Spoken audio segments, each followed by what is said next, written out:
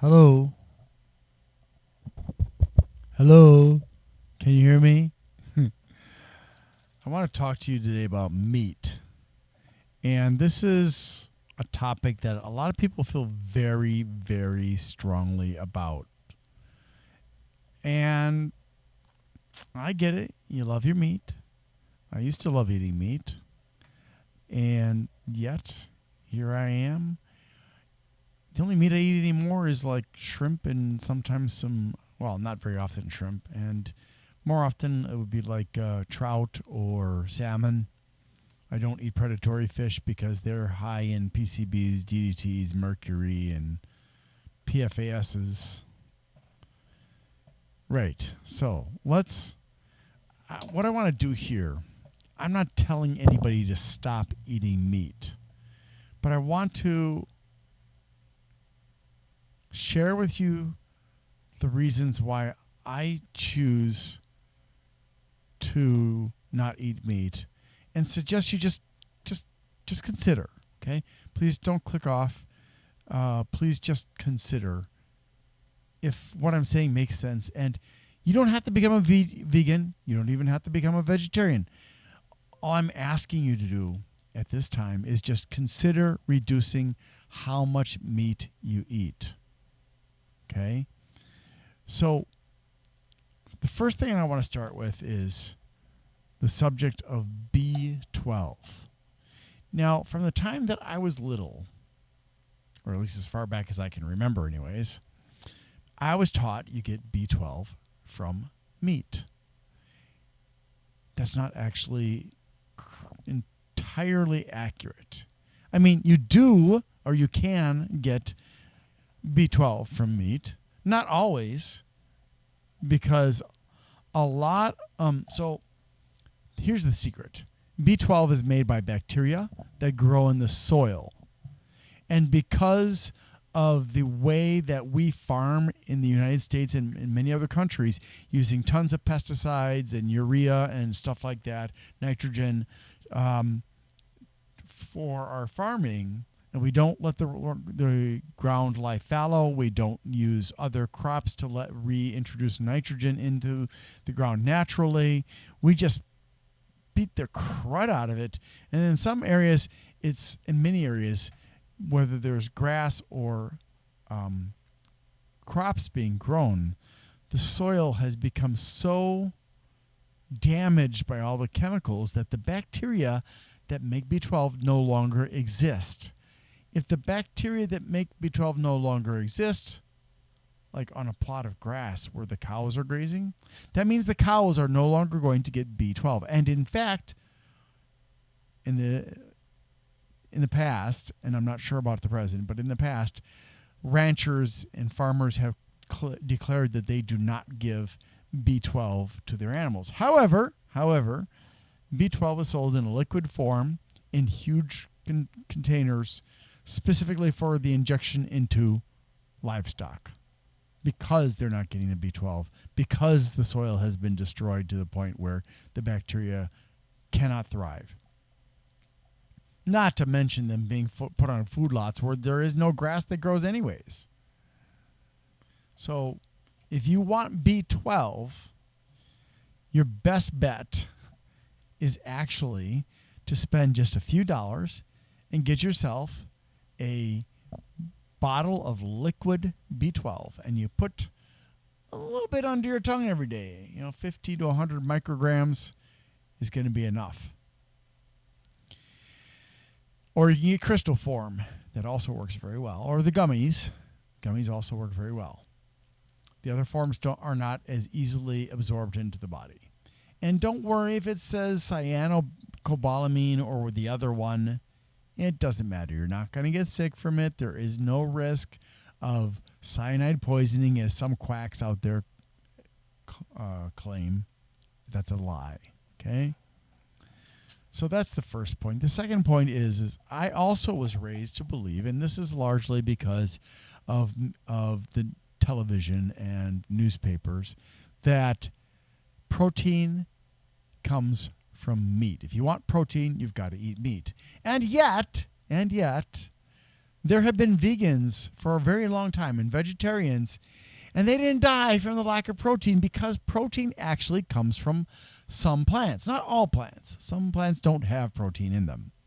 But like, for example, all kinds of beans, all the lentils they have, and other legumes, peas, they have protein in them. And there are nuts that have protein in them. And there are other things that have protein in them that are not animals. So if you want protein, you can get protein from plants. And you only need, and I'm sorry, I'm going to have to pause you for a second here. All right. Math is my mortal enemy sometimes. So in metric, 0.8 grams of protein per kilogram of body weight is enough for 97% of the population of the world. Now, if you want to go to imperial, 1 kilo is 2.205 pounds, or that's 2 pounds and 3.274 ounces. Now, if you're doing stones in pounds, then it's just 2.205.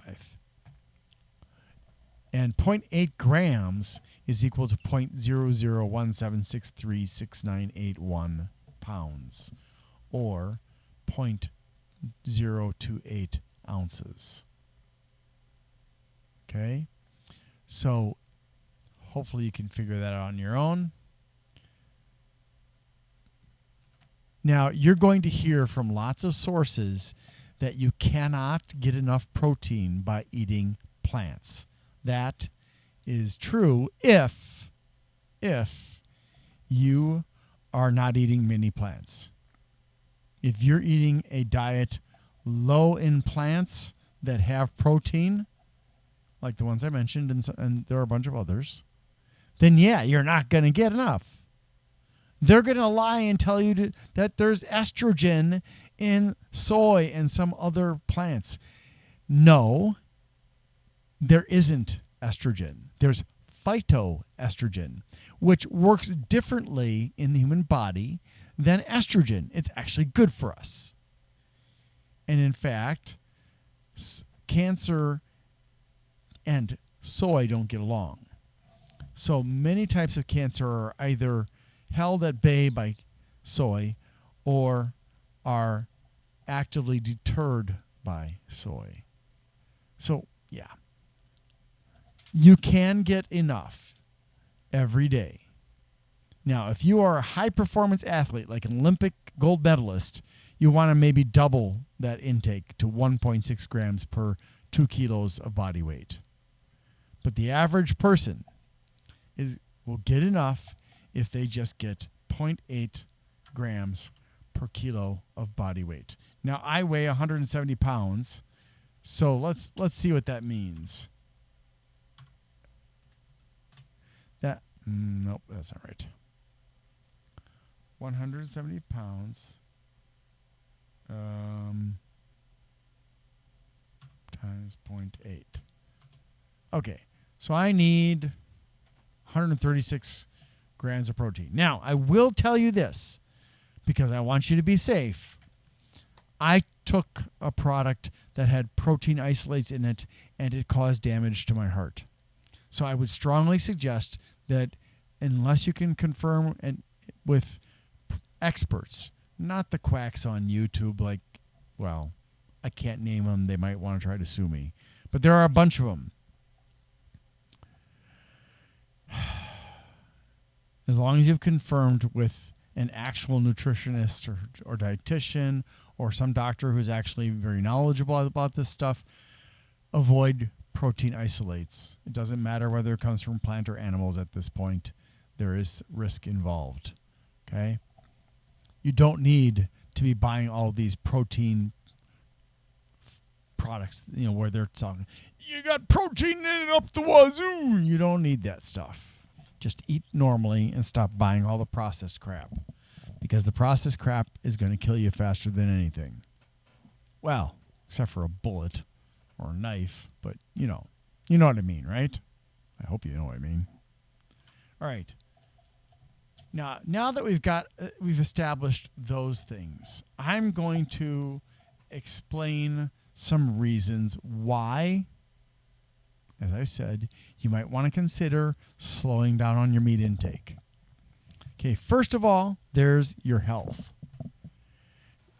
And this goes back to some basic things.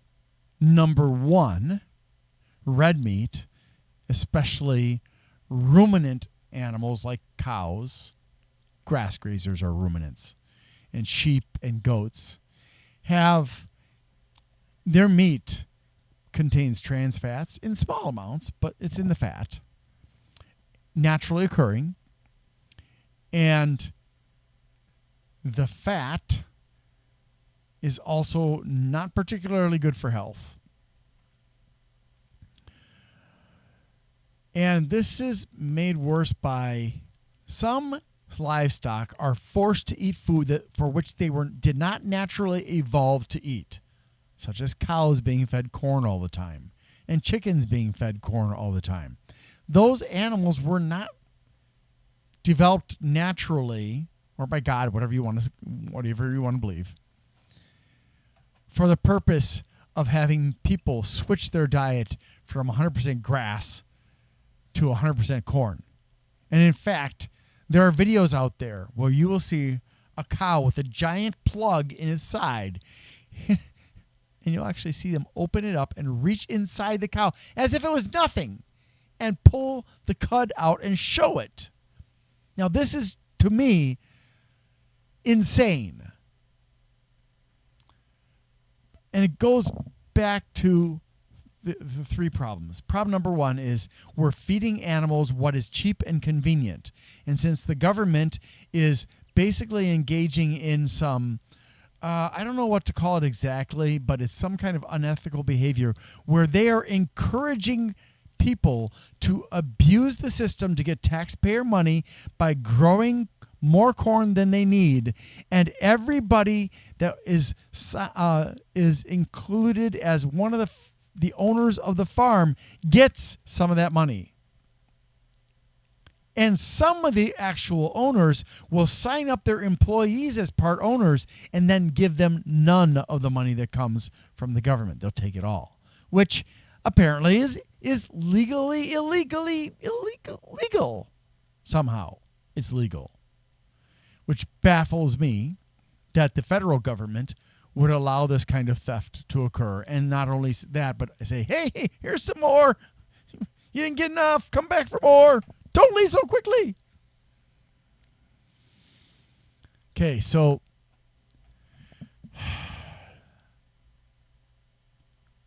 when you feed cows corn, for example, because it's an easy example to talk about, their bodies aren't made to digest it, and it has a consequence in their digestive system of increasing the risk of bad bacteria getting out of control there, like E. coli, which is why some of those cows have those plugs in their sides, because it's easier to do that than to open them up every time the cow has a problem.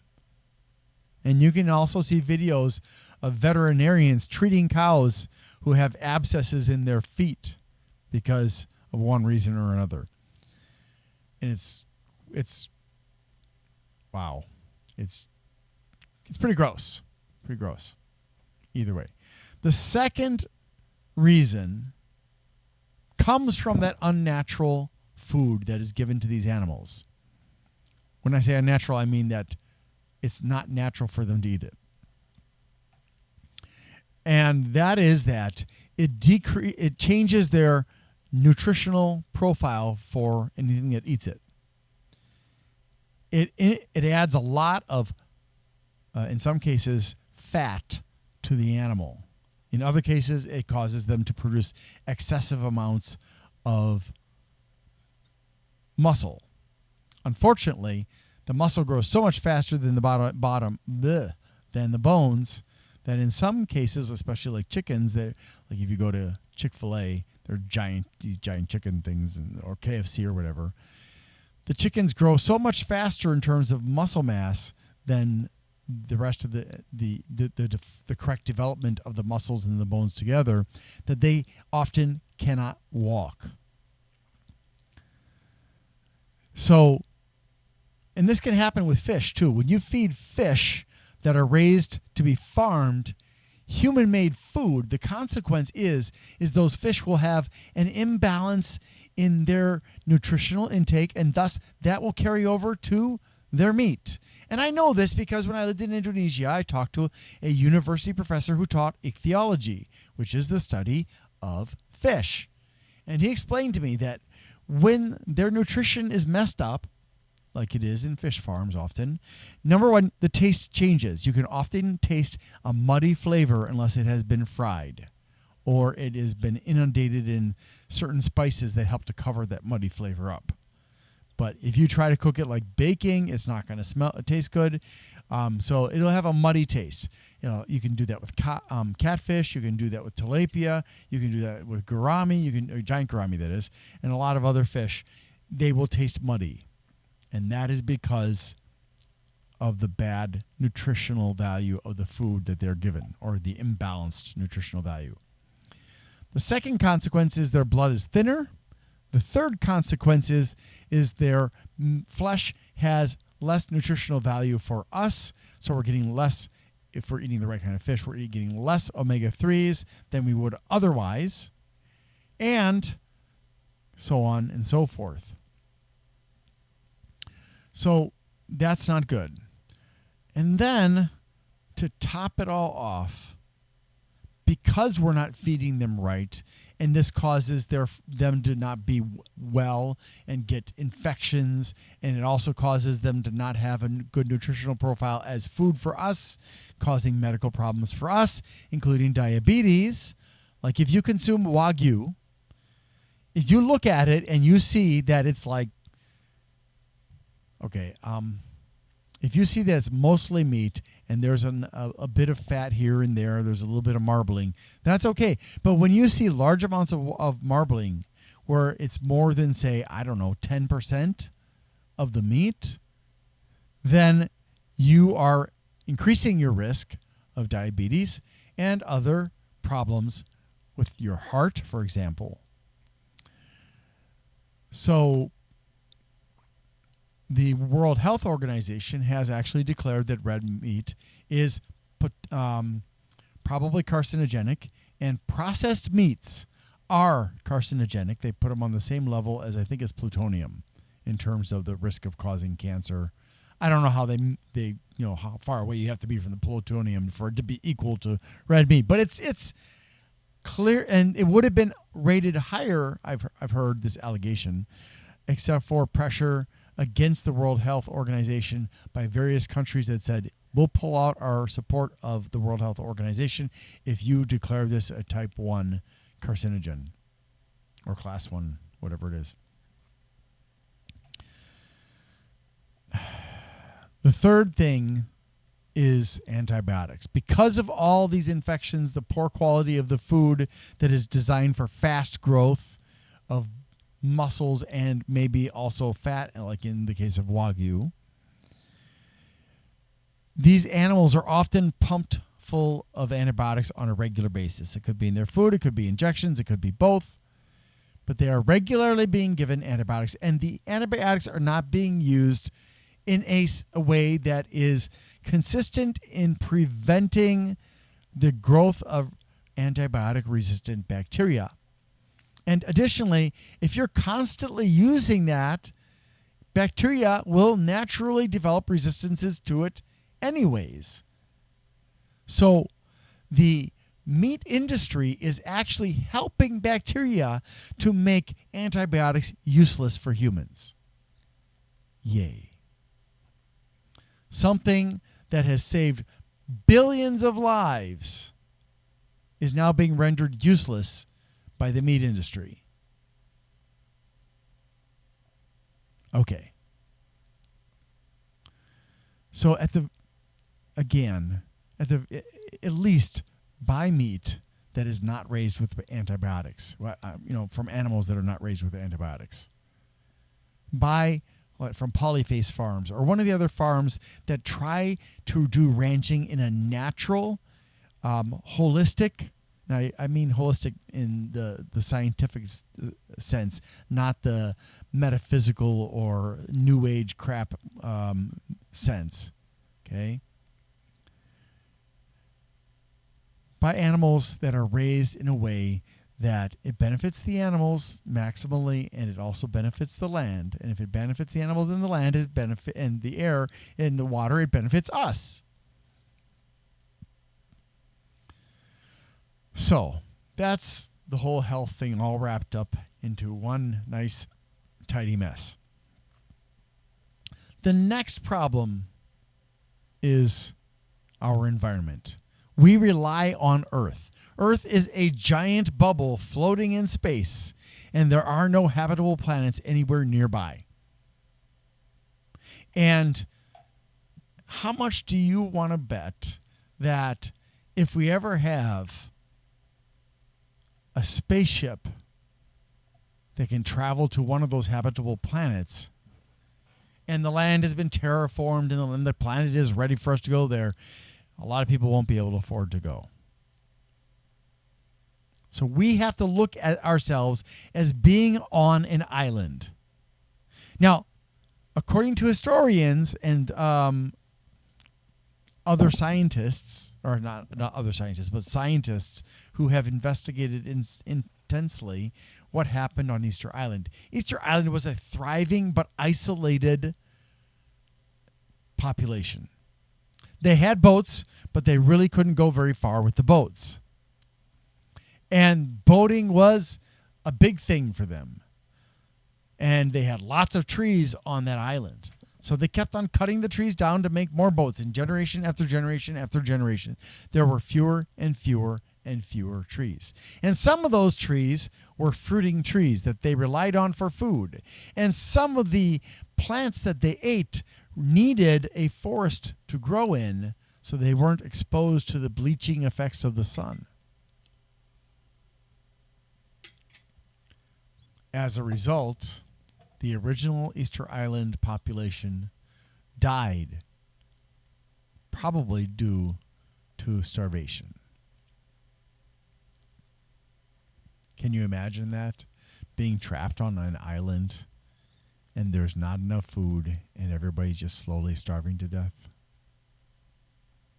Did they resort to cannibalism? Or did they just go nobly into that dark depths, starving? So, the ecosystem is our home. It is what keeps us alive. It's what provides us with food and water and air and land to live on. It provides us with all the raw materials that we use so abundantly. And yet, we treat it like a garbage dump. We dump pollution into the air through factories. We dump pollution into the water through factories and farms because all of the pesticides and all of the fertilizers that go into the water. And we just keep on dumping all of our garbage into the land. And when we run out of space, we send our garbage to another country or an island and let them deal with it or not deal with it. And we are being very irresponsible. One way we can help, however, is by reducing meat consumption. And this is because in order to grow animals, there has to be enough land to grow them on. And we're eating over 1 billion animals a year. So that's a lot of land that gets taken up for chicken and sheep and goats and cows and pigs and water buffalo and everything else that's used as livestock somewhere else in the world. It takes up huge swaths of land that are often denuded by the animals who are so desperate for food. If they're ruminants, they're eating them all. So the topsoil, which is fertile, runs off into the rivers, clogging them up with dirt. That goes all the way out into the ocean, all along with the pesticides and the fertilizers. And you think, well, at least we're eating organic. Actually, organic doesn't necessarily mean they're not using pesticides and fertilizers. It just means that they're not eating ones that are man-made.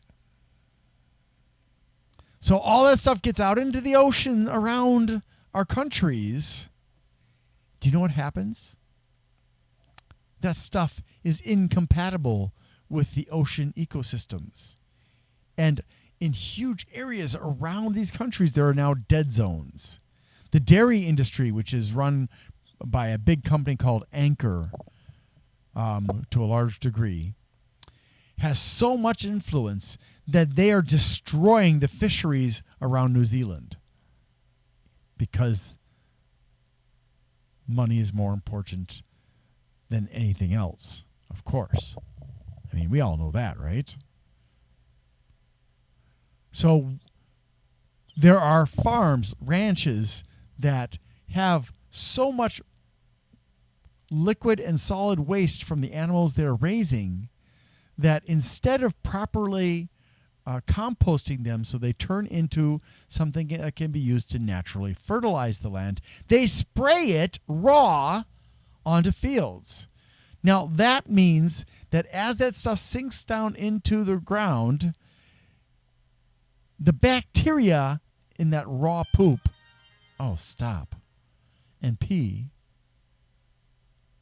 is sinking down into the water table. So your water supply is being contaminated by pesticides, herbicides, fungicides, fertilizers, and raw animal waste. And in areas that are close to these ranches, like for pig farms, they have this big holding ditch, where not really a ditch, a holding pond, but there's so much of it that it spills over sometimes. And when there's a big storm, it gets washed out of those ponds and into the surrounding lands. And in areas where people live near farms, they are at higher risk for many, many, many horrible diseases. So your meat consumption is directly contributing to the sickening and death of many people. And a lot of them cannot financially afford to fight those companies that are not properly processing the waste, let alone the fertilizers and pesticides. And the pesticide and fertilizer industries are huge and extremely powerful in Washington and other countries. So our land, our air, and our water is systematically being made uninhabitable for the things we need it for. Now, I don't know about you, but I don't want to live in a dystopian future where we have to rely on Soylent Green or some other bizarre source of nutrition to stay alive. I want to be able to know that my children and my grandchildren and my great-grandchildren and so on will be able to enjoy camping and fishing and hiking and going in the forests and mountain climbing, doing whatever they want and experiencing nature. Because some aspects of nature are already gone. There are things that used to be available to me as a kid that are no longer available. In fact, when I was a kid, I could step outside of my house and look up and I could see millions of stars. I could see the Milky Way's arm going across the sky. And if we went out into the countryside where there were no light sources, it was even more amazing. You know those pictures you see that the astronomers take of a sky filled with the Milky Way and millions and billions of stars? When you used to go out in the countryside, miles away from any light source, you could see the same thing. Now, I'm not blaming all this on farming and ranching, but it does play a role. I miss seeing those things. I miss looking up in the sky and seeing more than 20, 30, 40, 50 stars. Because there's not much to look at other than the moon these days. Unless you're out on the water, I suppose, in the middle of the ocean. Watch out for those aliens coming to get you, though. So our health is being attacked. Antibiotics are being ruined. The ecosystem is being destroyed. What more do we need? Okay. So the last big thing is morality and ethics. Now, some people differentiate between the two, saying morality comes from God and ethics comes from humans. You go ahead and believe what you want to believe. I'm not going to argue that. If we look at what we're doing to these animals, often in some farms they treat their animals well, but there are a lot of farms, especially where they are being contracted with a giant company, like say Tyson, for example, to raise chickens, or Smithfield to raise pigs, or that stupid Brazilian company that's taken over most of the beef industry and is highly criminal around the world. It's just a lot of those companies are only interested in one thing, and that is money and power.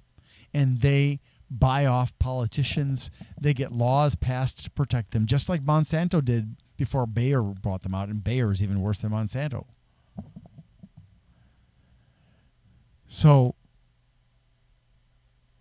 ethically, if we look at some of the things that occur in farms, and I've watched videos, I've watched how animals that are not considered useful are slaughtered and disposed of, sometimes left in huge piles to rot. It used to be that they would grind up cow parts and feed them with the feed to the cows, and that ended up causing mad cow disease, or Jacob's Creutzfeldt disease in humans, whatever it's called. I forget the name. So you can see videos of the chicken harvesters, I guess, the people who come to the chicken ranch to collect the broiler chickens and stuff. They come in the middle of the night when the chicken are sleeping. They kick them around. They throw them around. Now, I'm not saying everyone does this, but it is all too common. They treat them poorly. Animals go through extremely stressful situations prior to being butchered. That means that their bodies are full of cortisol when they're dead. That means that you are getting fed animals that have large amounts of stress hormone in them, and that's not good for us. Let's also consider that some of these animals, like pigs, are very intelligent, and cows are very social animals. They feel very strongly when they lose a friend or a family member. You can watch videos when the calves are being sometimes thrown very roughly into a truck, and the mother is trying to stay with the calves as the truck pulls away, and the mother runs as fast as she can to try and keep up. But you can't keep up with a truck when you're a cow. They often sink into depression. When I was a kid, idiots didn't even believe that dogs had and cats had feelings. But now we know that many animals have feelings. Social animals especially have feelings, because you can't be social without emotion. It's not possible. You can't have a hierarchy or a social structure without emotions.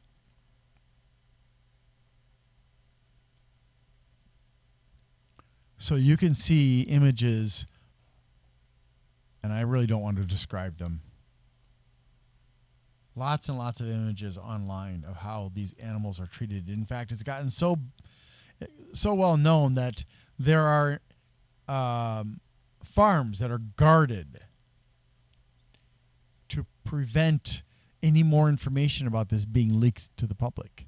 And there are groups of that deliberately try to get into these farms through employment to expose the abuse, because it's still happening. Now, the farmers and ranchers and these big corporations that are behind it all, they'll deny it up, down, left, and right. But the tobacco industry not only denied it up, down, left, and right, they lied to Congress. They paid doctors to smoke in advertisements, and they created the Tobacco Institute to lie to everyone for decades until finally whistleblowers uncovered the fact that they had been lying the whole time. Now, if it were me at that time, if I had had the choice, I would have said, okay, I want you to take all of the people from supervisors on up to the top leaders of Philip Morris and every other cigarette company. I want you to sit them in an enclosed large room together, and they will have to sit there for the next 10 years smoking. And if they survive 10 years of smoking there, and they will be given no special treatment, then they can go free. But they will have to smoke 5 packs a day. Let's see how they like it. Because to those kinds of people, now I'm not saying the lower level people necessarily, but to the people who make the decisions, we are nothing more than a source of money to them, a source of power. We are nothing to them otherwise. You might as well say that we are their livestock. So they are raised in crowded conditions. Now, if you see words like cage-free or you see free range, you think, oh, freedom. No. The only one that's really and truly freedom is pasture-raised. That's the only one. Because the other ones we don't know for sure. See, chickens can be caged, which often happens with egg layers. And sometimes the cages are so small that the meat of the chicken, as the chicken gets bigger, gets stuck in the wires of the cage. And the chickens will peck the hell out of each other. It's horrible. So their solution to the chickens pecking each other because they're crowded in too close, they're stressed out because they don't have any privacy or anything, is cut off their beaks. Yeah.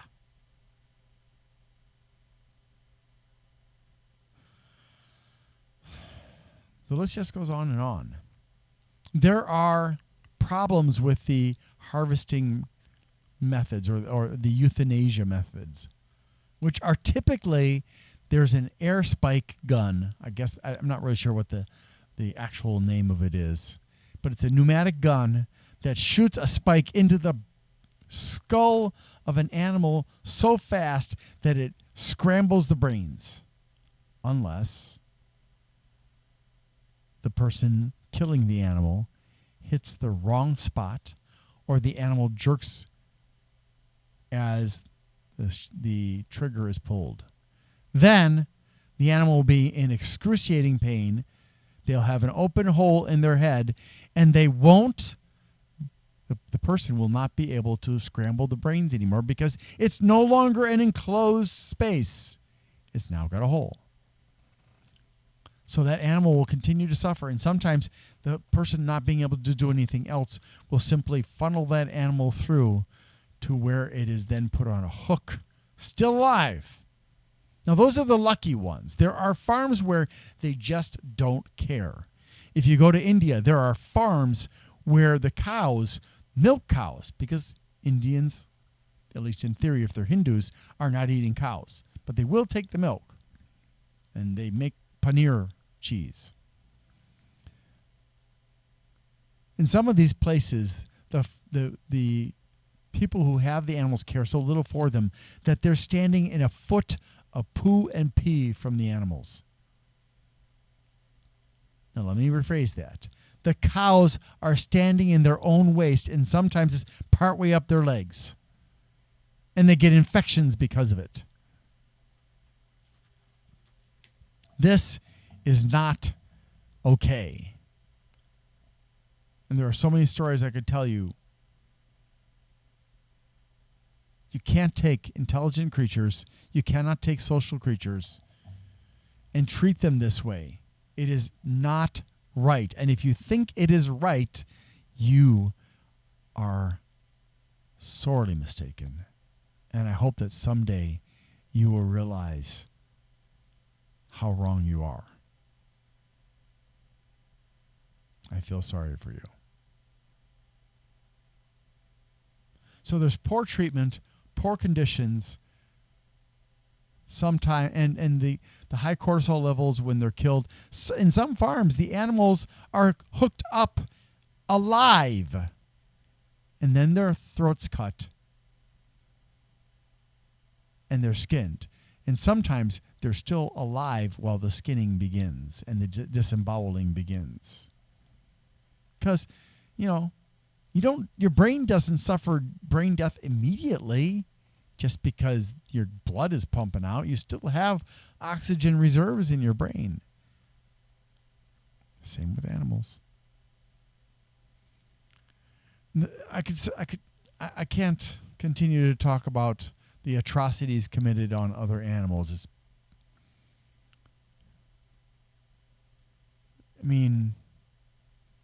It's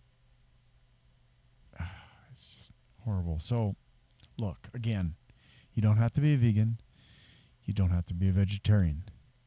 But understand that eating meat as the main part of your meal, 3 times a day, 2 times a day, 1 time a day, is bad for your health. Eating meat with high fat content is bad for your health. The 1970 decision by the McGovern Commission was to target animal fat. And the animal industry protested and had that report changed. You're eating animals that have known nothing but suffering. You're eating dairy that is known from animals that know nothing but suffering. A few years ago, I went to a State Farm event when I lived in West Allis, Wisconsin. And I met a farmer there. He was a dairy farmer. And I asked him, how long do cows live? Do you know what he told me?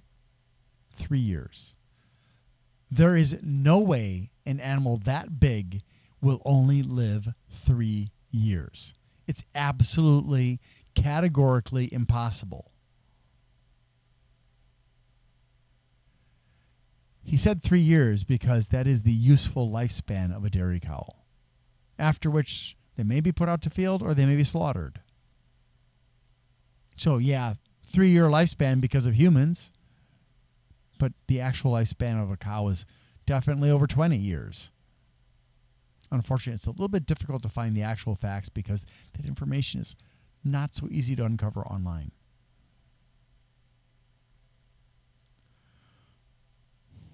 If you want to be healthier, if you want to leave the planet to your children and so that it will still be usable,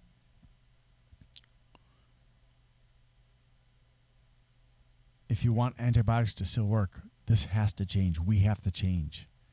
We are behaving like mindless bacteria.